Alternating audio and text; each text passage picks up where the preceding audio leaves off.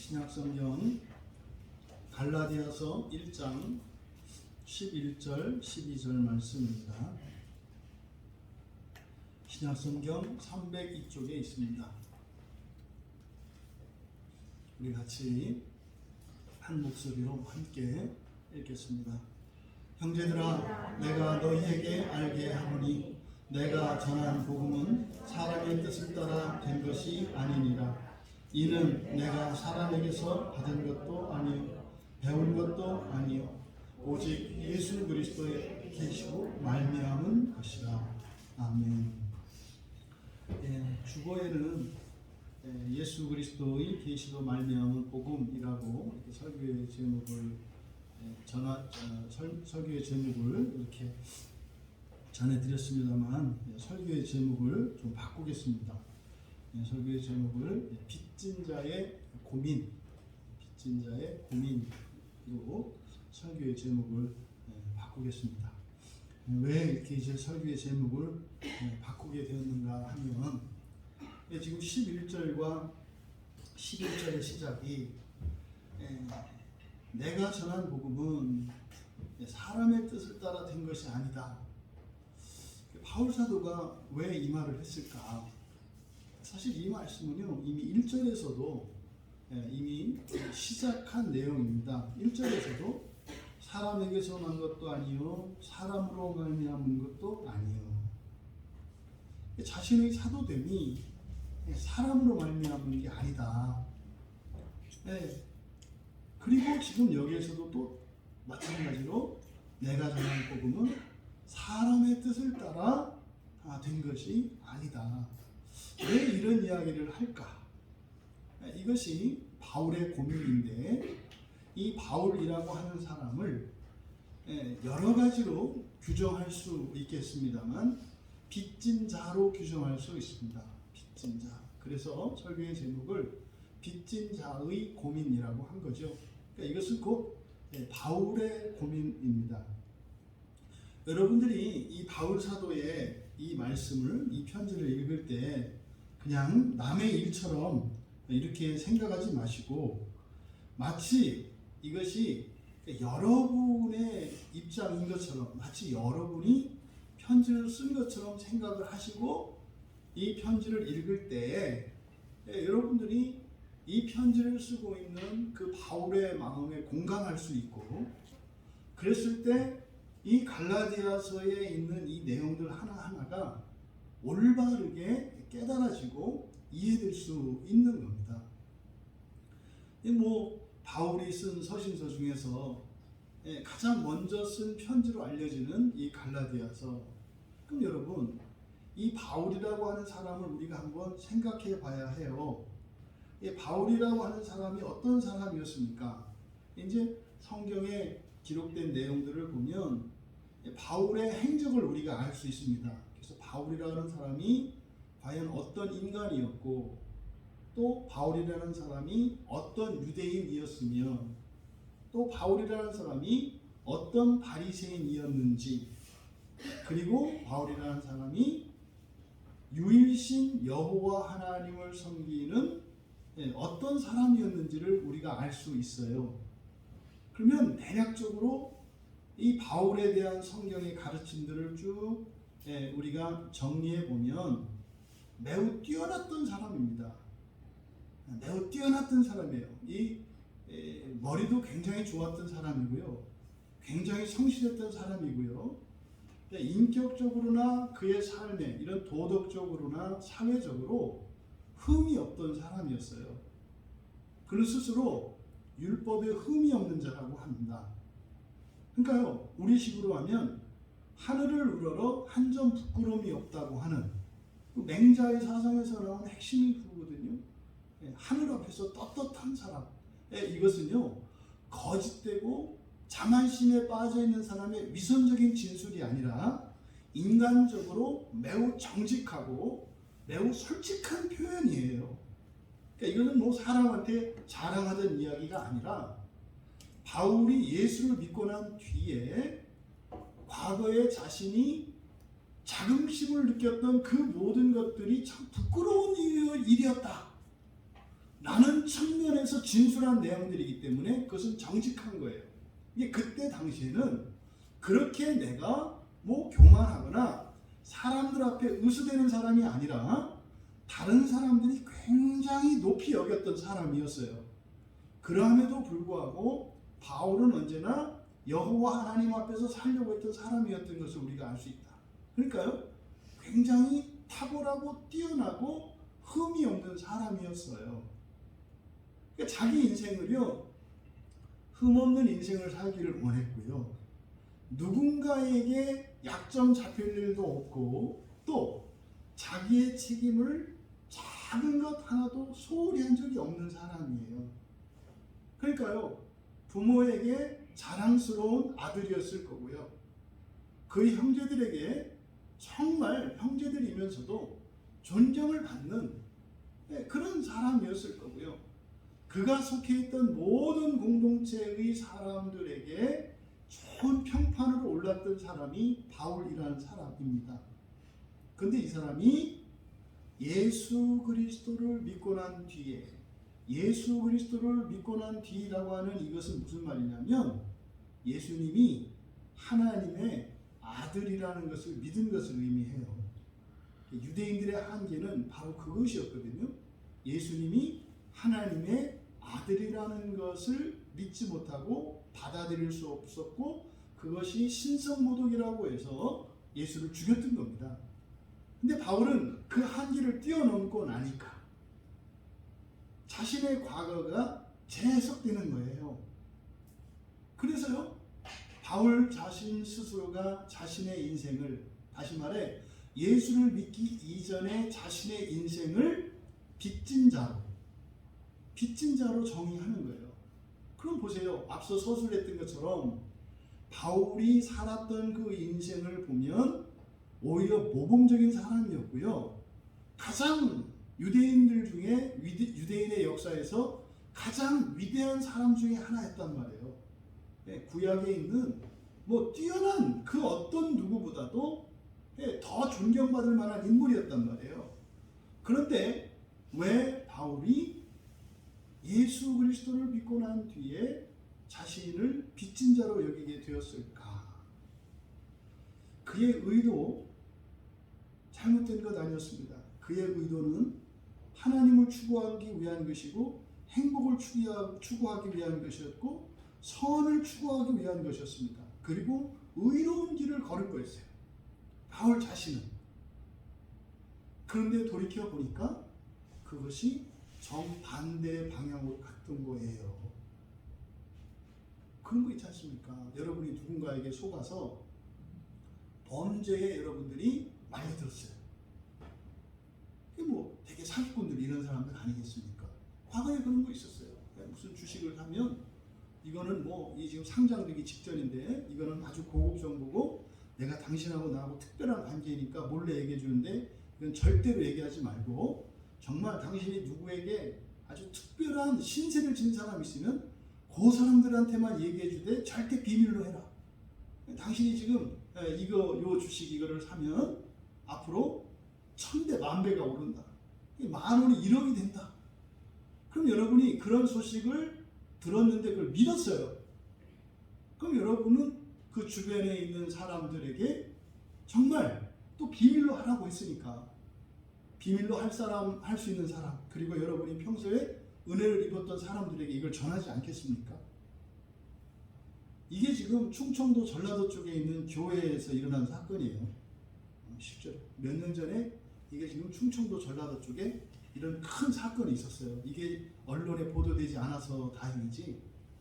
교회 안에 목사님들이 이와 비슷한 이유로 해서 이게 교회 안에 성도들에게 엄청난 피해를 끼친 그런 일이 있었어요. 그런데요, 사실을 알고 나니까 거짓이었단 말이에요. 그러니까 바울 사도는 과거에 그렇게 열심히 자신의 동족들을 위하여 그리고 자신이 배운 그 도리를 따라서 엄청나게 열심히 모범적으로 살았는데 방향이 잘못된 거예요. 그러니까 의도는 선했는데 결과는 어떻게 된 거예요? 악한 거예요. 이 이야기를 우리나라에 94년인가 96년인가에 그 돌아가시 입적하셨던 성철 스님이 한 말이에요. 성철 스님이라 그래서 세계적인 고승이 있단 말이에요. 설교 중에 몇 번 이 성철 스님을 제가 언급을 했지 않습니까? 그분이 마지막에 돌아갈 때 했던 유언이 그거였어요.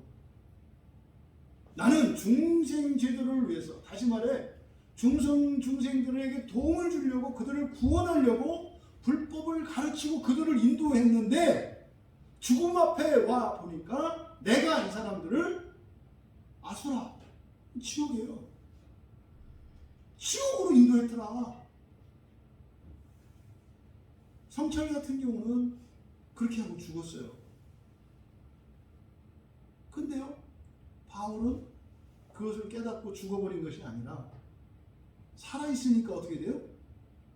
빚진 자로 사는 거예요. 죽었더라면 죽어서 빚을 갚았겠죠. 그런데 바울은 죽지 않았어요. 그것을 깨달았을 때 내가 지금까지 살았던 것이 오히려 해를 끼치면서 살았다고? 여러분, 이런 충격을 감당하기 쉽지 않습니다. 열심히 살았던 것만큼 비교해요. 그러니까 열심히 살지 않았던 사람은요, 별로 충격도 크지 않았습니다. 아니, 그랬어? 왜요? 영향을 끼친 게 없기 때문에 그렇게 빚진 게 없어요. 그냥 자기만 바꾸면 되거든요. 그런데요, 책임감을 갖고 성실하게 그리고 열정적으로 살았던 사람은요, 그만큼 많은 성도들을 동원해가지고 뭐 그냥 권사님, 장로님, 집사님 할 거 없이 다 돈 막 그냥 끌어당기겠단 말이에요. 왜요? 아니, 몇백 배, 몇천 배가 될 건데. 그러니까 그동안 아주 우리 교인들이, 그 교회 교인들이 뭐 가난 때문에, 돈 때문에 너무 시달려서 이거는 뭐 하나님의 계시였던 거예요. 그래가지고 가난한 사람들 뭐 할 거 없이 다 그 돈을 끌어모아가지고 그걸 다 사라고 했단 말이에요. 근데 알고 보니까 사기였거든요. 그럼 그걸 깨달았을 때 어떻게 하겠냐고요. 그러면요, 목사를 그만두기도 하고, 심지어는 목숨을 끊기도 하고, 별의별 일들이 다 일어나는 거죠. 근데요, 그 상태에서 그것을 인정하고, 성도 여러분, 사기를 당했습니다. 정말 내가 어떻게 하면 좋겠습니까? 그래서 회개하고 돌이켜서 이렇게 나간다는 게 쉽지 않다 이 말이에요. 그러니까 지금 대부분 그쪽에 있는 교회들 소식을 들어보면은 믿음으로 기도하라고 한대요. 지금. 그래서 이게 사기라고 판명이 됐는데 그게 영적 시험이래요. 거짓이래요. 여러분들이 부자 되지 못하게 사탄 마귀가 이런 거짓말로 우리를 현혹시키는 거예요. 그래서 믿음에 흔들리지 말고 이 주식을 끝까지 붙들고 있으라는 거예요. 그거 다 종이장 됐는데. 이게 종교 안에 이런 일이 일어나잖아요. 근데 그 목사님들이 왜 정직하게 얘기 못할까요? 감당할 수가 없어요. 맞아 죽지 않겠어요? 더군다나 뭐 권사님들 중에서는 교회 안 나오는, 예수 믿지 않는 남편들도 있는데 그 남편들이 이제 그 사실을 알게 되면 그냥 두겠어요? 안 그래도 자기 아내 뺏긴 것 같아가지고 목사한테 불만이 많았는데 이거는 뭐 건수 아닌 건수 되지 않습니까? 그런 상황에서 이렇게 정직하게 얘기하는 게 쉽겠냐 이 말이에요. 근데 바울은 어떤 사람이에요? 그리고 자기의 잘못을 시인하고요, 바른 길을 가겠다고, 그래서 자신을 빚진 자라고 하는 거예요. 여러분, 빚진 자가 했을 때 자꾸 폭하면 하나님 이렇게 얘기하는데 하나님한테 빚졌다는 게 별로 실감 안 나요. 사람한테 빚진 게 겁나죠. 그러니까 이 바울이 빚졌다라고 할 때 1차적으로 빚진 거는 누구겠습니까? 가장 빚진 건 무슨 말이에요? 예수를 믿기 전에 그가 가장 크게 잘못을 한 대상이 누구겠냐 이 말이에요. 유대인보다도 더 사실 우선하는 게 그리스도인이에요. 왜냐하면요, 막 죽이러 다녔거든요. 막 잡아서요, 잡아 죽이고요, 감옥에 가두고요, 박해하고 핍박하고 살았어요. 그러니까요, 그리스도인들에 대해서 가장 큰 빚을 졌죠. 그리스도인들에 대해서. 그럼 여러분, 바울은 손에 피를 묻힌 사람이에요. 사도행전에 보면은 사형을 시킬 때 증인이 필요한데 그냥 자기가 나서서 증인이 된단 말이에요. 그게 사람을 죽이는 일에 직접적으로 개입한 거잖아요. 그게 어디 스데반 집사 하나겠습니까? 비일비재했지. 심지어는 예수의 사도들을 죽이려고 칼을 품고 가던 바울이었는데 그 사람에게 당한 피해자들이 얼마나 많았겠느냐 이 말이에요. 그래서 그리스도인에게 먼저 그리고 가장 큰 빚을 졌어요. 두 번째는 동족들이겠죠. 자신이 확신에 차서 기독교는 아니다, 예수는 아니다, 이걸 변증했으니까요. 왜 예수가 메시아가 아니냐? 그것을 바울 사도가 자신이 가지고 있는 모든 지식과 지혜, 열심을 가지고 동족들에게 설득했을 거예요. 뭐하도록? 예수를 믿지 못하도록. 그런데 예수가 그리스도신 거예요. 예수가 하나님의 아들이신 거예요. 근데 그것을 막으면서 살았어요. 그러니까 예수님께서 마태복음 23장에서 이야기했던 천국문을 가로막는 자라고 했던 그것이 자신이었다는 걸 알게 됐어요. 그러니까 동족들로 하여금 천국에 가지 못하도록 막으면서 살아갔어요. 그럼 자기에게 설득돼서 예수 믿으려고 가던 사람들이 돌이키고 오히려 자기와 함께 이 기독교를 박해하는 자로 살았던 사람들이 주변에 얼마나 많았겠냐 이 말이에요. 여러분, 내가 누군가가 천국에 가는 일을 도와주지 못할 망정 그것을 가로막을 때 그 죄가 얼마나 큽니까? 예? 어떤 사람이 권리를 누리지 못하도록 방해하는 일이 얼마나 큰 죄냐 이 말이에요. 예? 시험을 치렀는데 말입니다. 옆에 있는 친구가 전교 1등이에요. 이 친구만 없으면 내가 1등이거든요. 근데요, 이 친구 때문에 방해가 되는 거예요. 그래서요, 몰래 이 친구 시험지를 빼버리는 거예요. 얼마나 큰 죄냐 이 말이에요. 엄청난 죄잖아요. 한 사람의 인생이 바뀌는 거 아닙니까? 그래서 바울 사도가 두 번째로 자기가 느끼는 죄의식은 그 부채의식을 가지고 있는 것은 동족들이라고요. 그래서 바울이 뭐라 그래요? 동족들의 구원을 위해서는 내가 저주를 받아도 좋다고 하는 이유가 뭐예요? 자기가 동족들의 구원을 가로막은 적이 있었기 때문에. 아니, 한때 동족의 구원을 가로막고 천국 가는 길을 방해했던 자가 누군가는 천국에 가지 못하도록 지옥문으로 빠뜨려버렸던 내가 어느 날 깨달았다고 나만 천국에 간다는 게 양심의 가치가 있지 않겠냐 이 말이에요. 그래서 이 바울 사도가 그리스도인에 대한 부채의식과 유대인에 대한 부채의식을 느꼈을 때, 예수를 믿고 그걸 느낀 거예요. 만약에 여러분이 없으면 어떻게 하겠냐 이 말이에요. 바울은 그 빚을 갚기로 했어요. 빚을 갚기로 했어요. 근데 그 빚을 갚을 수 있는 유일한 방법은 뭐겠습니까? 참된 복음을 전해주는 거예요. 참된 복음을 전해주는 거예요. 그리고요, 그리스도인들이 감당해야 되는 이런 고난과 박해를 자신이 받는 거예요. 그래서 바울 사도는요, 바울 사도의 인생을 보면 마치 예수님이 행하셨던 것처럼 조금의 편안함이나 이런 인기나 명예에 편승하지 않습니다. 오히려 편안한 길이 있고 고된 길이 있다면 고된 길로 갑니다. 왜요? 부채의식 때문에 그랬던 거예요. 부채의식 때문에. 그리고요, 동족들에게는 자기가 가로막아서 되돌아가게 했던 그들을 찾아가서 바른 진리를 전하는 것이야말로 자신이 빚을 갚을 수 있는 유일한 길이라고 생각을 한 거예요. 그래서 그렇게 살기로 했습니다. 우리가 너무나 쉽게 다메섹 도상에서 바울이 예수님을 만나서 사울아 사울아, 나는 네가 박해하는 예수인데 말이지, 내가 하나님이야, 이렇게 해서 그렇군요. 여러분, 이게 바울의 인생을 그냥 바울의 인생으로 보는 것이 아니라 그냥 교리적인 종교적인 이런 개념으로 보니까 깨달아서 이렇게 됐구나 이렇게 쉽게 생각하는 거예요.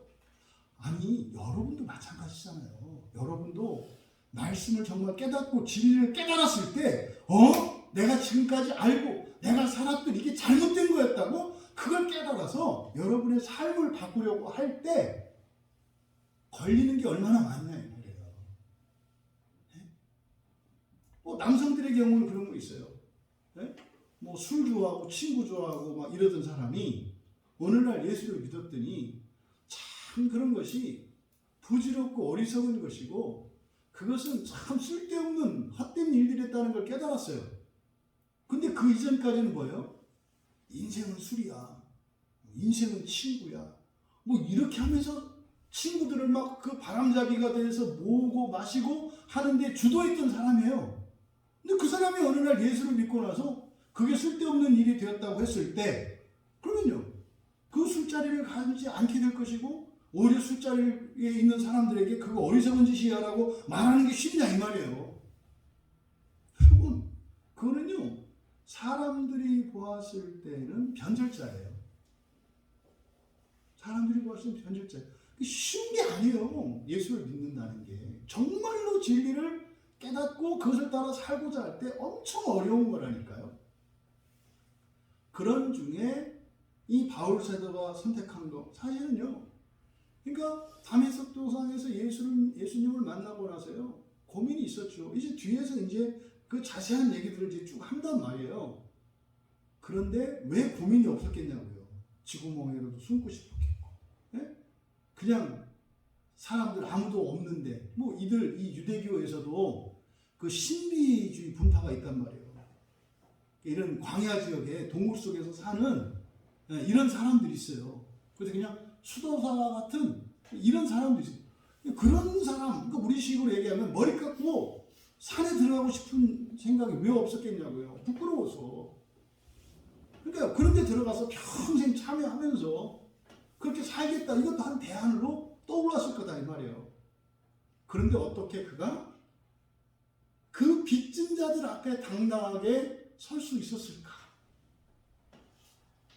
언제 어떤 상황에 이렇게 될 수 있었을까? 그것은요. 자신의 양심과 명예 그리고 사랑이 회복되지 않고서는 할 수 없는 일이에요. 현실에 그 고난을 알매도 불구하고 피하지 않는 것은 내 양심이 용서하지 않는 거예요. 내 앞에 일어날 많은 모욕과 수치, 심지어는 고난과 박해 두렵죠. 그런데 내 양심은 그러함에도 그 자리에 가서 미안하다고 이야기를 해야 되겠는 거예요. 그리고 과거에 내가 했던 그것은 오판이었다. 과거 내가 했던 모든 얘기를 취소한다. 참은 이것이었다. 이렇게 하기로 한 거죠. 굉장히 숭고한 일입니다. 굉장히 쉽지 않은 얘기입니다. 여러분이 여러분 가족들을 그리고 여러분의 어릴 적 친구들을 전도하기가 어려운 이유가 뭐예요? 나의 과거를 알기 때문에. 나의 과거를 알기 때문에. 그리고요. 나의 약점을 안단 말이에요. 이 가족들에게 복음을 전할 때 항상 일어나는 반응이 너나 잘하세요. 왜냐하면 나의 약점을 너무나 잘 알거든요. 그러니까 이게 보통 일이 아니에요. 그러니까 어떻게 해요? 입을 닫아버리잖아요. 얘기 안 하잖아요. 그러니까 이제 마음속으로 그러는 거죠. 기도할 때 하나님 영광을 나타내시옵소서. 이게 무슨 말이에요? 내가 우리 형제들보다 돈도 제일 많고 애들도 잘 되게 하고 모든 게 잘 되게 해서 그들로 하여금 과거는 있고 현재의 나의 이런 부와 명예와 권력 때문에 그들이 나로 하여금 어떤 나에게서 어떤 권위를 찾게 해주십시오. 그리고 나서 내가 그들에게 뭐 한 1억씩 나눠주면서 다음 주부터 우리 광야교회로 와. 이렇게 해서 하나님 영광 받아주시옵소서. 뭐 이런 생각을 한다 이 말이에요. 그러니까 내가 이 모양 이 꼴로 살면서 자꾸 전도하라 그러면 하나님 경우가 없는 거 아닙니까? 뭐 이런 생각을 우리가 하잖아요. 그런데요. 이렇게 그 앞에 당당히 설 수 있는 것은 참 용기 있는 일이고요. 이것은요. 아주 양심이 정말로 고결한 상태에 있지 않고서는 그 길에 가기가 쉽지가 않아요. 여러분 잘못을 사고하는 게 쉽지 않잖아요. 요 며칠 사이에 제가 어릴 적 그 친구가 자꾸 떠올라요. 작년에 이제 몇 달 전에도 또 그랬어요. 그 친구가 자꾸 떠올라서 어떻게 해서든지 복음을 전해야 되겠는데 그냥 자꾸 이제 막 복음을 전해야 되겠어요. 근데 그 친구하고 지금 연락을 한 지가 지금 몇십 년이 됐어요. 근데 뭐 어느 날 갑자기 목사네 해가지고 뭐 알량하게 뭐 교회 다니고 뭐 웃기는 얘기죠. 어렸을 때 서리할 때 같이 서리하러 다녔고 뭐든 못된 짓에 선봉에 섰던 전데 그 인제 나타나가지고 뭐 고상한 척하고 무슨 인격이 있는 사람인 것처럼 얘기할 때 저렇게 생각이 나는 거예요. 깝깝한 거예요. 근데 그렇게 마음을 주셔서 야 어떻게 해서든지 이제 안 되겠다. 작심을 하고 언제 내려가서 복음을 전해야 되겠다. 이거 뭐 견딜 수가 없으니까요. 이건 뭐 해결해야지 뭐 해결 안 하고는 뭐 안 된다는 거 아니까. 그래서 이제 안 되겠다. 이거 빨리 이거 숙제해야 되겠다. 이런 마음을 가지고 있었는데 그때 이제 시골에 친구 부모님 한 분이 돌아가셔서 장례가 생겼어요. 그래서 이제 그 참에 만나서 이제 그때 했는데 사실 복음을 못 전했어요. 만났는데 말이 안 나와요. 그것도 장례식장에서 그게 뭐 이렇게 한 번에 두 가지를 한다는 게 말이 됩니까? 이게 웃기는 생각이죠. 인간적인 편의를 따라서 한 거죠. 뭐 한 번에 뭐 그냥 뭐 시쳇말로 뭐 양수 겹장이라고 말이죠. 화토판에서 장땡인데 그러면은 그때 가가지고 뭐 이렇게 해서 무슨 뭐 이렇게 한꺼번에 문상 조문도 하고 친구 복음도 전하고 그래서 하나님 앞에서 부처의식도 없애겠다는 생각이 얼마나 그 웃기는 생각이에요. 역시는 안 됐죠. 근데 다행히 이제 얼굴 한번 보고 와서 저도 이제 그걸 퉁친 거예요. 마치 야곱이 베델로 내려가지 않고 세겜에서 딱 퍼지려고 했던 것처럼 해결 안 됐잖아요. 요 며칠 또 새벽에 또 이제 그 친구 생각이 계속 나요. 너 그때 장례식장에서 얼굴 보고 뭐 이렇게 대충 뭐 네가 목사 된 거 얘기하고 뭐 좋다니 그게 복음 전한 거냐? 아니잖아요. 요 며칠 또 계속 생각이 나. 그래서 이제 오늘 설교 준비하다가 오후에 또 이제 그 친구 생각이 나는데 안 되겠어요. 그래서 일정을 잡으려고 이렇게 하는데 뭐 그 친구도 시간이 바쁘고 저한테 시간 맞추려면 이제 토요일하고 주일인데 토요일 주일은 내가 맞출 수가 없잖아요. 그러니까 시간을 맞추자니 그렇지. 그래서 이제 속으로 뭐 이제 항상 여러분한테 잘하는 것처럼 최선이 아니면 차선을 해라. 하나님은 최선을 뭐 정답을 얘기하는 게 아니라 네가 할 수 있는 걸 얘기하지 않냐. 저한테 이렇게 얘기를 한 거죠. 일단 할 수 있는 걸 해라. 할 수 있는 게 전화하는 거더라고요. 그러니까 전화하기 싫으니까 자꾸 가려고 했던 거예요. 그래서 전화를 했죠. 그랬더니 이 친구가 그 시장에서 이제 어떤 이게 장사를 하기 때문에 굉장히 바쁘잖아요. 사람들을 이렇게 하니까. 근데 오늘따라 한 25분 정도를 통화할 수가 있었어요. 그러니까 손님들을 하나님이 막아주신 거지. 이게 잘 된 건지. 그 친구 모르니까 다행인데 어쨌든 한 25분을 통화할 수 있게 해주셨어요. 그게 놀라운 얘기를 들었어요. 이렇게 하면서 이제 옛날 얘기를 하면서 이게 진짜로 이제 활짝 열리고 교회 가라고 이렇게 얘기도 할 수 있었고 그때 직업을 받아들인 거예요. 네, 그렇게 하면서 뭐 어렸을 적 저 모르는 얘기 저는 이제 중학교 졸업하고 그걸 떠나왔으니까 뭐 이렇게 뭐 고등학교 때 있었던 얘기 뭐 제가 몰랐던 얘기들 또 전해 듣고 또 이제 처가 쪽 얘기도 듣고 이렇게 했더니 또 그 처형 결혼한 처형이 있는데 그 저기 이재우 목사 있는 그 만명교회 거기 또 장로로 또 있다고도 하고 또 이렇게 해서 이렇게 연결이 돼가지고 또 이제 뭐 이런저런 얘기도 나누게 되고 하는 이런 일들이 있더라고요. 근데 사실 쉽지 않았다고요. 그 친구의 전화에서요 복음을 전하는 일이 쉽지 않았다고요. 근데요 뭐 그 정도야 뭐 제가 뭐 그 친구에게 그렇게 뭐 엄청나게 잘못하거나 뭐 영향을 미치거나 뭐 이랬던 게 아니고 그러니까 말을 뒤집는 게 아니라 새로운 것을 얘기하는 거니까 그렇게 어렵지도 않죠 사실 저는. 그런데 바울의 경우는 안 그렇단 말이에요. 정반대되는 얘기를 해야 되거든요. 그런 바울이 지금 처음으로 편지를 쓰는 거거든요. 그러면 그 바울, 빚진 자로서의 그 바울의 고민이 무엇이겠는가? 여기서 나타내는 거예요. 이거요. 사람으로 말미암은 거 아니다. 사람을 따라 사는 거 아니다. 이 얘기를 하는 이유가 뭐겠습니까? 믿지 않을 거죠. 무슨 얘기를 해도 자기가 하는 이야기를 사람들이 믿을 수 없는 상황이에요. 왜요?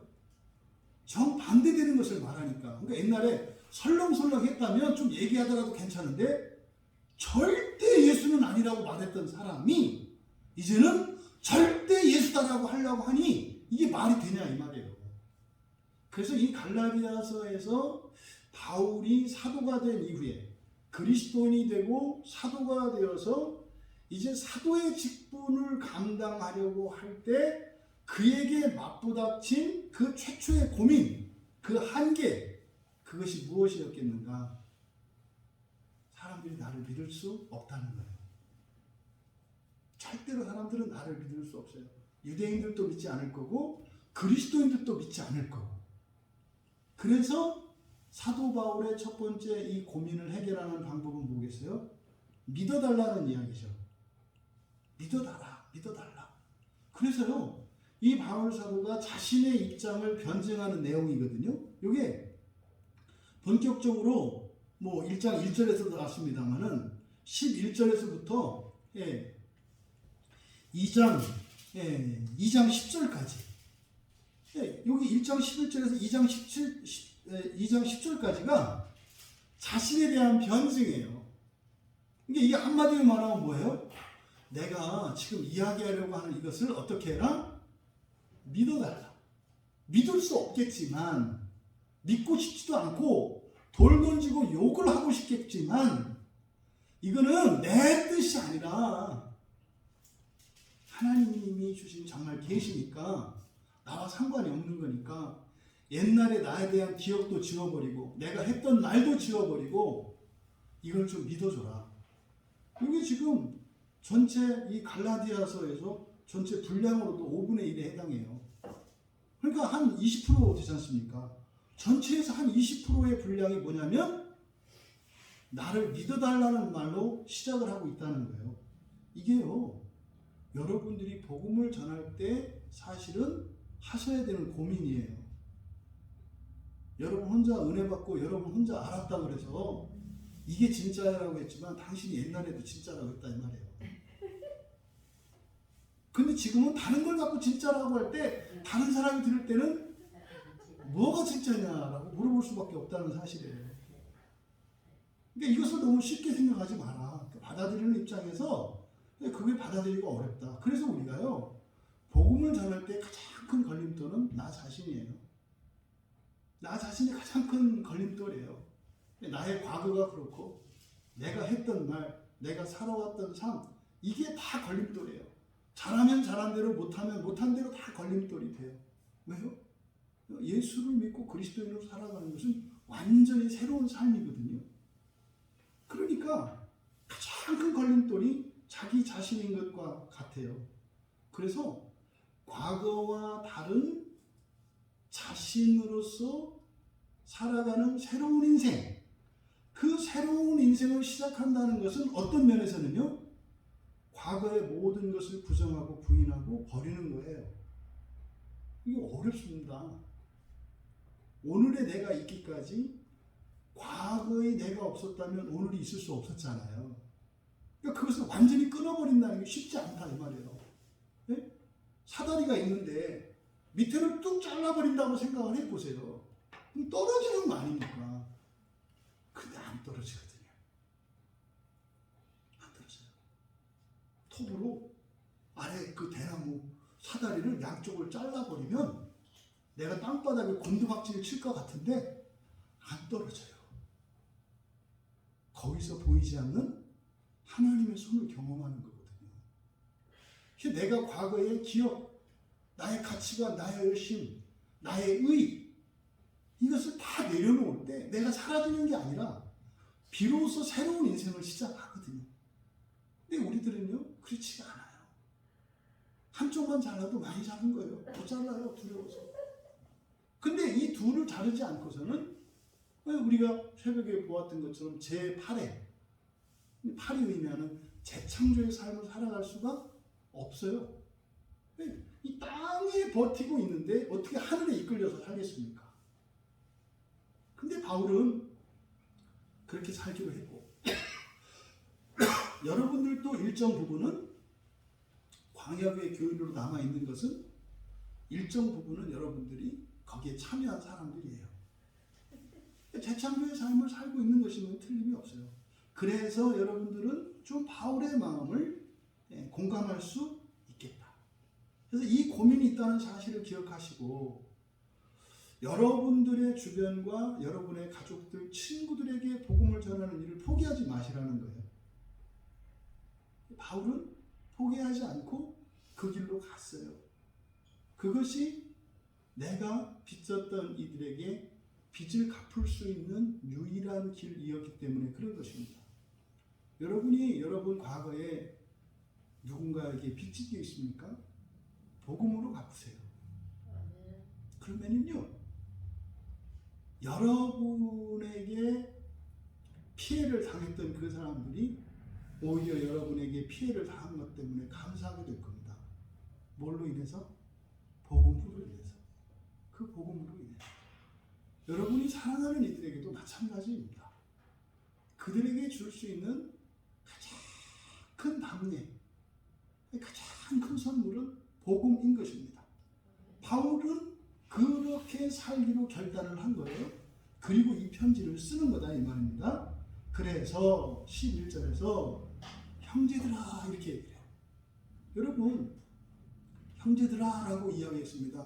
갈라디아는요 이방인이에요. 유대인이 아닙니다. 바울은 철저하게 유대주의자였었기 때문에 아브라함의 자손이 아니면 형제가 아니었고요. 유대의 핏줄을 유대인과 한민족이 아니면 다 불결하고 부정한 이단이요 악의 대상이라고 생각을 했던 사람이에요. 그런데 지금 갈라디아 교회에 있는 이방인인 이 그리스도인들에게 형제라고 부르고 있어요. 그걸 보세요 여러분. 가족도 버린 거예요. 그래서 가족도 버렸다는 의미가요. 가족들하고는 인연을 끊어버리고 이방인들하고 살게 된 게 아니에요. 이단들은 이렇게 설명을 한다고요.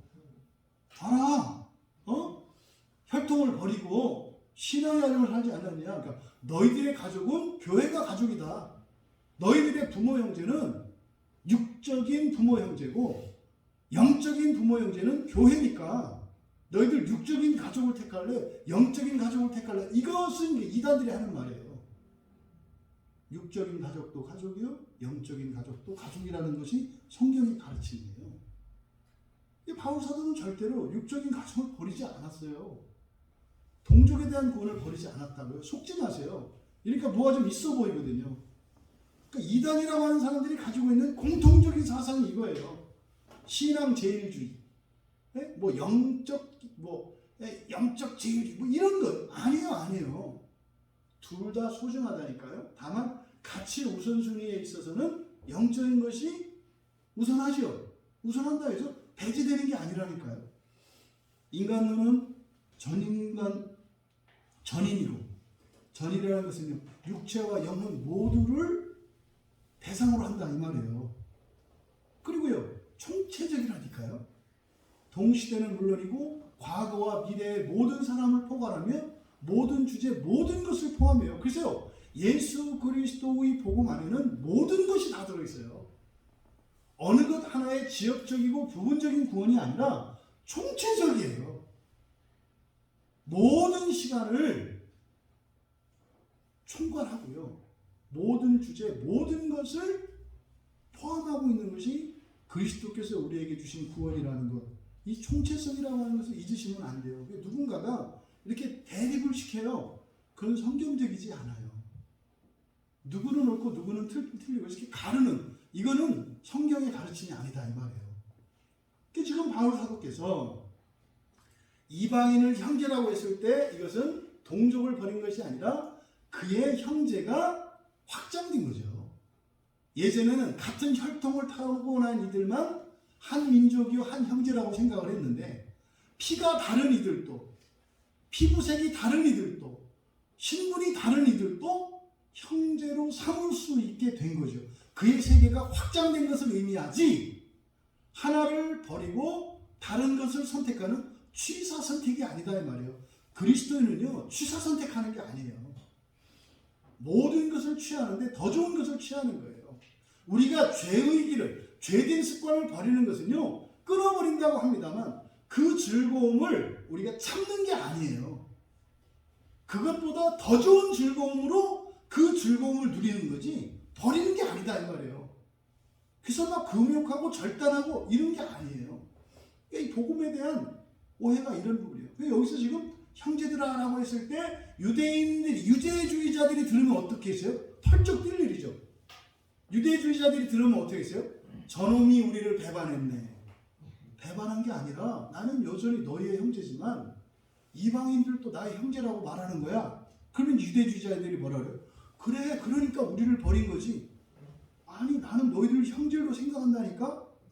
하지만 이방인들도 형제로 생각한다니까? 그래, 그게 너희를 버린 거지. 아니, 내가 너희를 형제로 생각하는데 왜 너희들을 버린 거야? 이방인을 형제로 생각하니까 우리를 버린 거지. 아니, 무슨 말이야? 난 여전히 형제라니까. 이게 지금 잘못된 생각이잖아요. 그러니까 이 기독교 안에 있는 배타주의들이 있어요. 장로교인이 아니면 안 된다. 감리교인이 아니면 안 된다. 뭐가 아니면 안 된다. 뭐가 아니면 안 된다. 이게 편가르기 아닙니까? 이게 심각한 문제예요. 교회 안에도 이런 일이 있다 이 말이에요. 그럼 여러분, 감리교회도 구원이 있고 천주교회도 구원이 있고 장로교회도 구원이 있다고 할 때 너는 이단이 되는단 말이에요. 그 얘기가 아니라니까요. 모두에게는요 올바른 것과 잘못된 것이 다 섞여 있어요. 정도의 차이가 있을 뿐이지. 그렇다고 해서 그 말이 모두를 포용한다는 얘기가 아니잖아요. 모든 이방인을 형제들이라고 하는 거 아니에요. 여기서 형제들은 누구예요? 그리스도 안에 있는 사람들이에요. 그리스도 안에 있는 사람들이면 형제라고 이야기하는 거죠. 그러니까 이게 여러분들이 볼 때는 이미 그리스도인이니까 여러분들이 볼 때는 별말이 아닌 것 같습니다만 이때 바울 사도가 편지를 쓸 때 이 이방인 그리스도인들에게 형제들이라고 쓸 때 이게 만감이 교차하는 거고요. 이 편지가 회람되면서 돌려가면서 읽힐 거거든요. 그러면 이걸 읽고 사람들이 어떤 오해가, 어떤 은혜가 자기에게 돌아올지 고민해야 되는 구절이에요. 우리한테는 별게 아닌 게 되지만. 그러니까 이런 게 이제 우리 교회로 말하면 그런 거예요. 네? 이단들 다 와라. 신천지도 오고 구원파도 오고 다 오라. 이거는 제가 신천지에 동조하거나 구원파를 따른다는 이야기가 아니라 그들이 잘못된 길을 가고 있으니까 그리스도 안에서 바른 길을 가고자 한다면 이리 오라는 거잖아요. 제가 그 사람들을 동조하는 게 아니잖아요. 근데 이렇게 얘기하는 게 어떤 사람들에게는 오해를 하는 이유가 돼요. 아니, 왜 신천지를 오라 그래? 저거 신천지하고 통하나 봐. 그 얘기가 아니라니까요. 저 신천지 싫어하고 그리고 말도 안 된다는 거 너무나 잘 안다니까요. 근데 왜 오라 그래? 주님의 뜻이니까요. 그럼 당신은 주님이 왜 오라 그랬어요? 그 논리대로라면 어느 누가 주님으로부터 환대받을 만한 사람이 누가 있어요? 그럼 하는 얘기가 그거죠. 그것도 경우가 다르지. 그 경우가 뭔데? 사람이 정한 거 아니에요. 사람의 법 아니에요. 하나님은 그렇지 않다니까요. 그래서 바울 사도께서 뭐라고 합니까? 내가 전한 그 복음, 여기서는 그냥 복음입니다만 그 복음이에요. 그 복음. 네? 내가 너희가 알기를 바라는 것, 내가 너희를 알게 한 것, 이게 뭔가요? 이게 전한 거죠. 본인이 전한 것, 알게 하노니 라고 하는 것은 뭐냐면 지금 자신이 전하는, 자신은 복음을 전하는 걸 말을 해요. 이것을 직역하면 그렇게 됩니다. 형제들아, 나는 나에 의해 전파된 그 복음을 너희에게 알게 하기 때문이다. 때문이다라고 하는 것은 바로 앞에 있는 내용들 6절에서 10절까지의 이러한 자신의 이 말에 대한 이유를 얘기를 하는 거예요.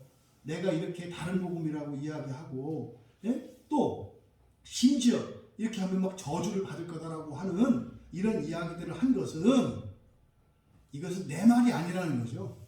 내 말이 아니기 때문이다. 그래서 가르라고 하는 접속사가 11절에 앞에 붙어 있는 거예요. 그래서 직역하면 그런 거예요. 나는 나에 의해, 형제들아, 나는 나에 의해 전파된 그 복음을 너희에게 알게 하기 때문이다. 현재형이에요. 그러니까요. 그때도 그 복음을 전하고 있고, 지금도 그 복음을 전하고 있고, 앞으로도 그 복음을 전할 거고, 내가 죽고 난 뒤에 너희들도 그 복음을 전해야 한다는 거예요. 그 복음은 왜? 이거는 사람을 따른 게 아니니까. 그래서 그 복음은 사람을 따른 게 아니야. 사람을 따른 게 아니야. 그리고 나서 12절에서 오직 예수 그리스도의 계시로 말미암은 거라고 말하지 않습니까? 그러니까요. 과거에 자신이 갈라디아 교인들에게 맨 처음 전했던 그 복음이나 지금 바울이 다른 곳에서 복음을 전하고 있는 그 복음이나 똑같은 복음이라는 거예요. 그런데 그것은 너희들이 아는 것처럼 내가 똑똑한 사람이었고, 유대인 중에서도 최고 가는 바리새인이었고, 바리새인 중에서도 최고 수제로 소문났던 나, 그때 내가 가지고 있던 지식과 지혜로 하는 게 아니라는 거죠.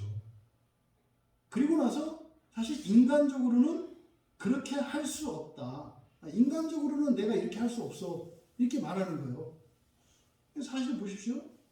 인간적으로 바울이 자신이 옳은 바를 전할 때 어떻게 했어요? 사람들을 막 죽이고 핍박했어요. 인간적으로 전할 때. 옛날에는요, 구약의 율법주의자로 이렇게 전할 때 어떻게 했어요? 여기에 동조하지 않는 자들, 특히 그리스도인들 어떻게 다 죽여버렸다니까요. 이게 사람의 열심이었죠. 사람의 열심이라는 것은 인간적인 가르침에 의해서 인간적으로 했던 거예요. 그러니까 너희들 내 성격 알잖아, 이런 거예요. 옛날 같았으면요, 지금 복음을 전했는데 딴걸 했어요? 가서 어떻게 했겠어요? 뒤집어 엎고 갈아 마시는 거예요. 바울의 성격을 너무나 잘 알거든요. 그러니까 여기서 사람의 뜻을 따라 된 것이 아니다라고 할 때는 과거의 바울의 행적과 지금 그의 태도가 너무나 다른 것을 나타내고 있잖아요. 지금 어떻게 해요? 편지 써서 설득하잖아요. 옛날 같으면 그냥 이단 딱지 붙어가지고 신성모독죄로 그냥 전부 다 처형해버리고 감옥에 가뒀을 텐데, 편지 써가지고 보세요. 지금 말씀드린 한 20%가 사정하는 거라니까요. 내가 하는 거 틀린 거 아니고 말이지. 이게 너무나 다르잖아요. 너무나 다르잖아요. 그럼 이 바울이 이전의 과거의 전도 방식과 지금의 전도 방식이 너무나 다르지 않느냐. 사실 이게 증거죠, 증거. 이 편지를 받았을 때 사람들은 알아챌 수가 있어요.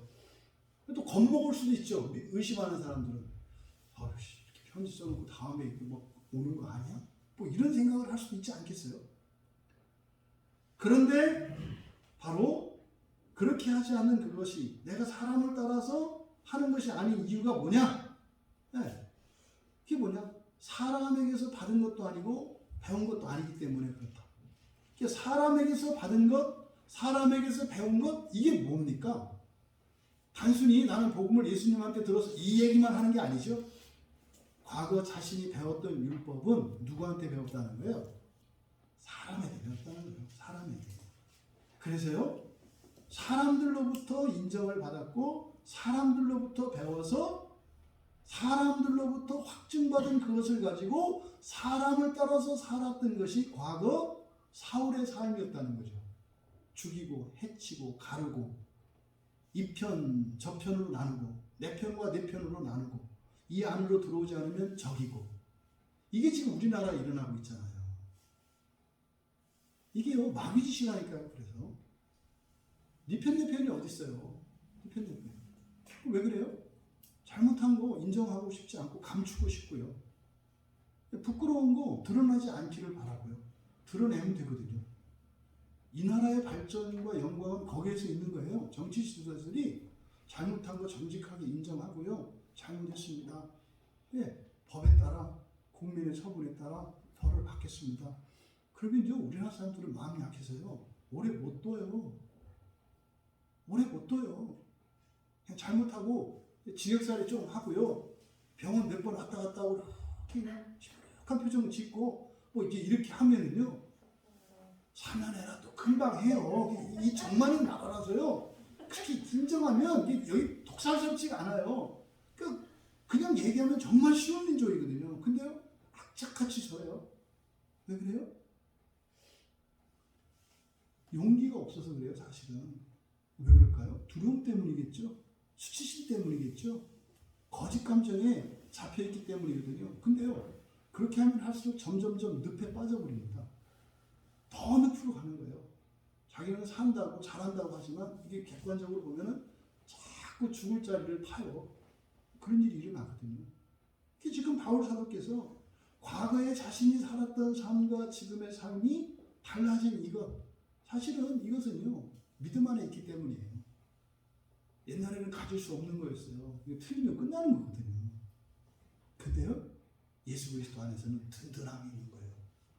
사람들한테 버림받고요, 무시당하고요, 그렇게 한다 하더라도 자신의 명예가 짓밟혀도 나의 영광은 사라지지 않는다는 것을 알기 때문이에요. 이게 뭐예요? 이게 하나님의 영광이에요. 하나님의 영광을 봤기 때문에 그 하나님의 영광을 자신의 영광으로 알기 때문에 이렇게 하는 거예요. 그래서 힘 있는 사람이요, 마음이 넓어지는 거예요. 힘이 없는 사람이 파락파락하고요, 이렇게 밴댕이 속 같고 그러는 거예요. 힘이 없으니까 두렵거든요. 겁나거든요. 근데 힘이 있으면 넉넉해지는 겁니다. 별 상관이 없으니까. 그래서 단순히 여기서 사람에게서 받은 것도 아니고 배운 것도 아니라고 하는 것은 이 복음의 그 기원이 예수 그리스도다, 이것만을 말하는 것이 아니라 과거의 자신의 삶이 사람으로 말미암은 것임을 이야기하면서 그때와 지금의 달라진 삶을 증거로 제시하는 거예요. 그래서 많은 사람들이 특히 가족관계에서 예수 앞에 돌아올 때 어떤 사람이 교회 다니면서 달라지면 가족들이 와요. 교회에서 도대체 무슨 일이 있길래 이 사람이 이상해지지? 그래서 오는 거예요. 그런 거죠. 그게 우리의 달라진 삶, 달라진 모습들을 통해서 온다 이 말이에요. 그럼 뭐 똑같이 살면서 뭐 절 다니다가 교회로 바꾸고, 절 다닐 때는 혼자 다니더니 교회 다니니까 자꾸 같이 다니다 그래서 절이 낫겠다 이런 생각이 드는 거예요. 절 다닐 때는 뭐 귀찮게 안 했는데 이건 교회 다니더니 자꾸 손가시게 한단 말이에요. 내가 뭐라고 하지도 않았는데. 이런 식이 돼서는 안 된다. 이런 식이 돼서는 안 된다. 예수를 믿었을 때는 매력이 자꾸 생겨야죠. 궁금증이 생겨야죠. 뭐지? 이 사람에게 도대체 무슨 일이 일어나고 있는 거지? 이거죠. 바울에게는 그게 있는 거죠. 그게 있는 거예요. 그것을 이렇게 말한 거다. 봐라, 옛날에 비하면 내가 좀 달라지지 않았느냐? 이 얘기죠. 그리고 그것을 그리스도 예수의 계시로 말미암은 것이다. 여기 이제 그 다메섹 도상에서 신비적으로 예수님을 만난 사건을 언급하고 있는 거예요. 이게 이제 사도행전 9장과 22장, 26장에 또 그 다메섹 도상에서 회심했던 그 이야기들이 사도행전에도 기록되어 있죠. 그리고 나서 이제 이후로 이제 그 내용들을 쓰는 거예요. 자기에게 일어났던 그 일들을, 자신에게 일어난 그 변화, 이것을 뒤에 진술을 하고 있는 거예요. 왜요? 내가 지금 이 편지에서 말하려고 하는 본론 시작도 안 했어요. 이거 내가 하는 말 아니고, 그리고 과거에 했던 그것은 내가 한 말이었다. 사람한테 배운 걸 내가 했던 거고 내가 확신했던 거였다. 근데 지금은 다르다.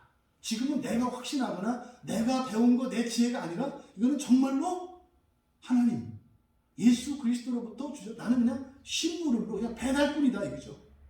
나는 배달하는 사람이지 여기에는 나의 무엇이 전혀 개입되지 않았다. 그러니까 과거 내가 열심히 살았던 그것 때문에, 사람으로 살았던 그것 때문에 하나님의 종으로 부르심을 받아서 사도로서 이 직분을 단지 감당하는 것 뿐인데 이거 나와 연결시키지 마라. 이게 사실은 목사들이 하는 얘기예요. 저희들이 이 자리에 있어서 설교를 하고 성경 공부할 때는요, 저하고는 상관이 없어요. 물론 거기에 이제 뭐 제가 살았던 삶에 대한 얘기도 나오고 은혜에 대한 건 나옵니다만, 그건 저와 상관이 없어요. 사실은 그냥 주님이 성경을 통해서 전하라고 하신 그것을 전하는 것 뿐이지 저의 무엇과는 상관이 없다 이 말이에요. 여러분, 여기서 그리스도, 예수 그리스도의 계시로 말미암은 것이다. 이 계시라고 하는 이 말이 아포칼립시스라는 말이에요. 아포칼립시스. 이 아포칼립시스는 뭐다? 덮개를 벗긴다는 뜻이에요. 감춰둔 것을 이렇게 드러낸다는 뜻이에요. 그 비밀을 드러내는 거. 그러니까 보니까 뭐 내부 고발자 뭐 이런 거. 이게 아포칼립시스예요. 다 있었던 사람들이 몰랐어요. 일어난 사실이지만 그거를 이렇게 뭐 이렇게 신문에 얘기했잖아요. 이게 아포칼립시스예요. 그러니까 감춰졌던 비밀을 공공연하게 드러나는 거. 이게 계시예요, 계시. 그런데 자신이 전하는 그 복음은 오직 예수 그리스도의 계시로 말미암은 것이다. 그러니까 뭡니까? 예수 그리스도께서 드러내신 것이다 이 말이죠. 그러니까 예수 그리스도께서 드러내신 것을 나에게 전하라고 말씀하셔서 그대로 전하는 것뿐이다. 절대로 이것은 나와 연결짓지 마라. 근데 오늘날 교회에서 자꾸 사도 바울하고 연결 지으려고 해요. 바울의 사상이 어땠고 그가 뭐가 어땠고 지금 이렇게 당시에 바울 사도가 복음을 맨 처음에 이렇게 편지를 써서 기록을 하면서 처음에 당부했던 말이 뭐예요? 나하고는 연결짓지 말라는 거예요. 내가 얼마나 똑똑한 사람이었는지, 내가 얼마나 열심히였는지, 내가 얼마나 성실한 사람이었는지 이거 아무 상관도 없다는 말이에요. 정반대로 내가 일자 무식이고 게으르고 악하고 미련한 사람이었을지라도 달라지는 거 없다는 거예요. 그러니까 나를 좋게 볼 것도 아니고 나를 나쁘게 볼 것도 아니고 개입시키지 마라. 무엇과? 앞으로 전할 이 복음과. 이 말씀이 지금 예수 그리스도의 계시로 말미암은 것이다 라는 말이에요. 그래서 여기서 이 계시, 아포칼립시스라고 하는 이 말이 성경에 사용되면 이 갈라디아서가 바울 사도가 자신이 경험한 구원의 복음, 그 신비의 복음, 그리스도께서 계시해 주신 그것을 전하려고 하는 처음 편지라 했잖아요. 근데 이것의 20%를 어떻게 했다고 했어요? 자기 변증에 썼어요. 할 말은 많은데 20%를 이렇게 써버렸으니 그러니까 어떻게 했어요? 마음이 조급하지 않겠어요? 할 말이 많지 않겠어요? 그래서 이 갈라디아서의 특징은 뭐다? 압축과 비약이 심해요. 자기는 알아. 근데 막 급하게 써야 되니까 막 얘기를 해. 하긴 했는데 나중에 보니까 어떻게 돼요?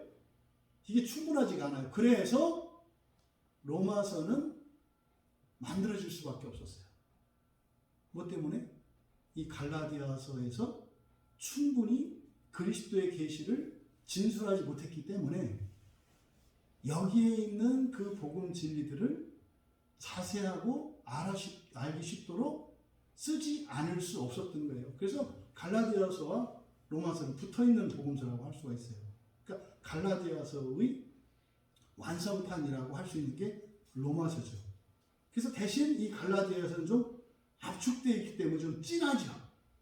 그래서 로마서에 있는 내용과 로마서에 있는 복음 진리를 좀 아는 사람들이 이 갈라디아서를 읽을 때는 아주 감칠맛이 나는 거예요. 왜요? 긴 이야기들을 짧은 단어 몇 마디나 구나 문장으로 나타내고 있으니까. 그러니까 보는 사람에 따라서는 그 의미가 굉장히 다를 수 있어요. 그러니까 단순하게 툭툭툭툭 치고 나오고 있는 겁니다만 거기에는 뭐예요? 말하고 싶은 얘기가 많은데 그것을 압축해서 막 써야 되는 필요가 있었던 거예요. 그래서 많은 사람들이 이 갈라디아서를 사랑하는 이유가 그런 거예요. 그래서 이거는요, 설교를 하는 사람이나 이것을 받는 사람에 따라서는 이거는 시간을 뭐 어마어마하게도 늘릴 수 있고. 왜요? 여기서 뻗어나가는 복음 진리들이 굉장히 많거든요. 그래서 어쨌든 갈라디아서의 특징이 그렇다는 거. 근데 그래서요, 이 예수 그리스도의 계시와 관련해서요, 로마서 이제 우리가 얼마 전에 끝냈지 않습니까? 이게 로마서의 마지막, 이게 로마서 16장의 마지막 송영 부분에 바로 이 예수 그리스도의 계시로 끝내요. 이게 로마서 16장 25절에서 26절, 이제 우리말 성경에는 그렇게 되어 있는데, 헬라 원문은 25절이에요. 거기에서 로마서를 끝내면서 그렇게 얘기한다고요. 영원한 시간으로 침묵시킨 신비의 계시라고 해요. 영원한 시간으로 침묵시킨 신비의 계시에 따른 것이 예수 그리스도께서 선포한 것이고 나의 복음이다 그래요. 그러니까 무슨 말이에요? 예수님이 이 세상에 오시기 전까지 세상이 창조된 이후로부터 예수님이 오시기 전까지 비밀로 감추어져 있던 거라고 해요. 이게 영원으로 침묵시킨 그 신비예요. 그러니까 예수님이 하신 말씀은 그때까지는 드러나지 않았던 비밀이었던 신비의 지식이라고 말씀을 한 거예요. 그래서요, 그때나 지금이나 예수님의 계시를 받아들이는 일은 인간으로서는 매우 어렵다. 인간의 이성으로 받아들이는 일은 매우 어렵다. 복음은요, 설명될 수 있는 부분이 있습니다만 복음의 핵심은 절대로 설명될 수 없고 이해할 수 없는 내용이에요. 믿음이 아니고서는 그 복음을 받아들일 수 없는 거예요. 예수 그리스도의 그 계시라고 하는 것이 그런 거예요. 그래서 로마서의 끝부분이 갈라디아서의 이 시작의 변증과 이렇게 맞닿아 있어요. 이런 것이 이런 것이었다라고. 그러니까 그리스도의 계시로 시작을 해서 그리스도의 계시로 끝난다. 이렇게 우리가 볼 수 있는 거죠. 그래서 이 계시라는 단어와 관련해서 우리가 좀 살펴보아야 할 본문이 있는데, 아기 예수의 탄생과 관련해서 이렇게 사명을 받은 그 예언자가 있었어요. 예루살렘 성에서. 시몬, 그 중에 시몬이라고 하는 선지자가 있었는데, 그 선지자는 아기 예수가 태어나서 그 예루살렘 성에 올 때까지 그 성전을 지켜야 되는 그런 사명을 받고 있었죠. 그래서 누가복음 2장에 보면, 누가복음 2장에 30절과 30절, 32절까지 그 시몬의 찬송이 나오거든요. 그때 이렇게 얘기를 해요. 예수님을 딱 보고, 아기 예수를 보고 하는 말이에요. 내 눈이 주의 구원을 보았습니다. 이는 만민 앞에 예비한 것이요, 이방을 비추는 빛이요, 주의 백성 이스라엘의 영광이니이다. 이게 이제 예수님을 보고 그 시몬이 하나님을 찬송한 내용이에요. 이 중에 32절에, 그러니까 누가복음 2장 32절에 이방을 비추는 빛이요 라고 번역된 것이 직역하면 어떻게 되느냐? 여기서 비추는 빛이라고 하는, 이 비추다라고 하는 이게 아포클립시스예요. 그러니까 이것을 그대로 직역하면 민족들을 드러내는 빛, 이렇게 되는 거예요. 민족들을 드러내는 빛. 그러니까 예수 그리스도의 계시, 이게 잘 와닿지 않잖아요. 그러니까 예수 그리스도의 계시라는 말을 어떻게 이해되느냐? 예수 그리스도께서 드러내신 것, 이렇게 하셔야 돼요. 예수 그리스도께서 드러내신 것. 그런데 그 예수 그리스도를 시몬은 뭐라 그랬어요? 민족들을 드러내시는 빛. 그러니까요, 민족들에 대한 구원의 계시를 드러내기 위해서 오신 분이라는 거예요. 민족들은요, 세상에 있는 모든 민족을 말하는 거예요. 그러니까 이 계시라고 하는 이 말은 있던 사실인데 몰랐던 것을 드러내는 것을 의미한다. 또 로마서 2장 5절에서는요, 이 아포클립시스, 드러내는 것, 이것이 우리의 심판에 관련해서 사용이 됩니다. 그래서 로마서 2장 5절에 보면 하나님의 의로운 심판은 우리의 고집, 이 고집이라고 번역된 게 딱딱한 거거든요. 딱딱함, 마음의 딱딱함. 그리고 회개하지 않는 마음을 드러내시는 거라요. 그건 무슨 말이냐면 우리가 마음속에 감추어둔 거예요. 이렇게. 드러내지 않은 거예요. 그래서 주님의 공의로운 심판의 핵심은 뭐다? 자기만 알고 있는 것 같이 알았던 은밀한 비밀들, 그것을 드러내시는 게 하나님의 심판의 핵심이라고 로마서 2장 5절에서 이야기를 해요. 그래서요, 살아서 미리 드러내면요, 그때 예수님이 드러내실 게 없겠네요. 그러니까 우리의 심판의 대상은 우리 안에 감추어져 있는 죄에 대한 비밀이에요. 사람들 앞에서는 그럴 수 있죠. 근데요, 하나님 앞에서는 그럴 필요 없다는 것을 우리가 알 수 있어요. 또 로마서 8장 19절에서는요, 여기서 이 아포크립시스가 부활과 관련해서 사용이 됩니다. 로마서 8장 19절은 그렇게 돼 있죠. 피조물들이 고대하고 있는 게 있어요. 누구예요? 하나님의 아들들이 나타나기를. 이때 나타난다라고 하는 말이 아포크리시스예요. 그러니까 하나님의 아들들이 드러나는 거죠. 하나님의 아들들이 드러나는 게 뭐예요?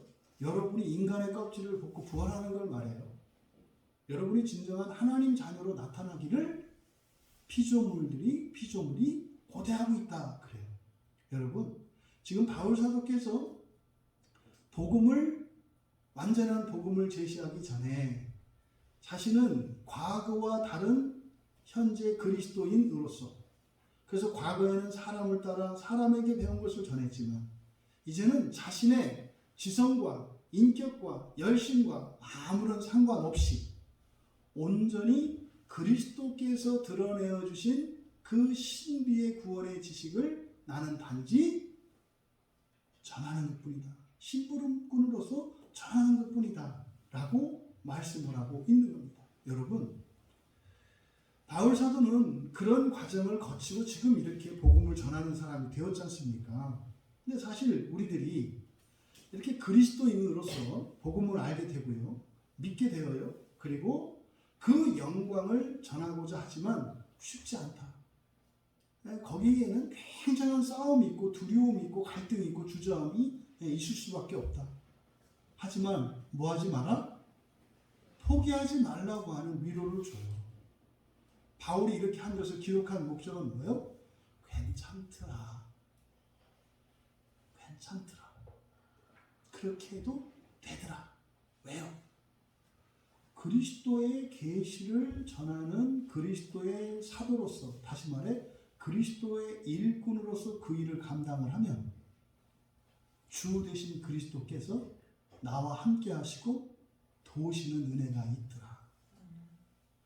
여러분에게 하나님의 은혜 안에서 살아가시며 여러분을 깨닫게 하시는 그 신비의 복음 진리가 일단 여러분들의 인생 전체를, 또한 여러분의 본성을 바꾸시는 은혜가 임하기를 바라고, 그것을 통해서 여러분들이 사랑하는 가족들과 또 때로는 여러분들이 신세를 졌던, 또 여러분들이 누군가에게 해를 끼쳤던 그런 모든 사람들에게도 용기를 내어서 이 복음으로 여러분의 과거의 모든 부채를 해결할 수 있고 신세를 갚을 수 있다고 하는 이 사실을 기억하셔서 바울이 갔던 그 영광스러운 길을 우리도 함께 살아갈 수 있게 되기를 주님의 이름으로 축원합니다. 우리 말씀을 생각하며 잠시 기도하겠습니다.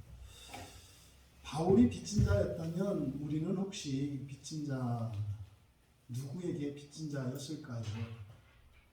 분명히 우리 또한 바울과 같이 그렇게 영향력이 있는 삶을 살지 않았더라도 우리 각자의 분량에 따라서 미안하고 또 아프게 했고 또 은혜를 갚지 못해서 늘 부채의식이 있었던 이런 이들이 있지 않았겠습니까? 과연 그들에게 복음을 전하는 것으로 그 모든 빚을 갚을 수 있을까? 바울은 그 고민을 해결했답니다. 이 복음을 전하는 것으로.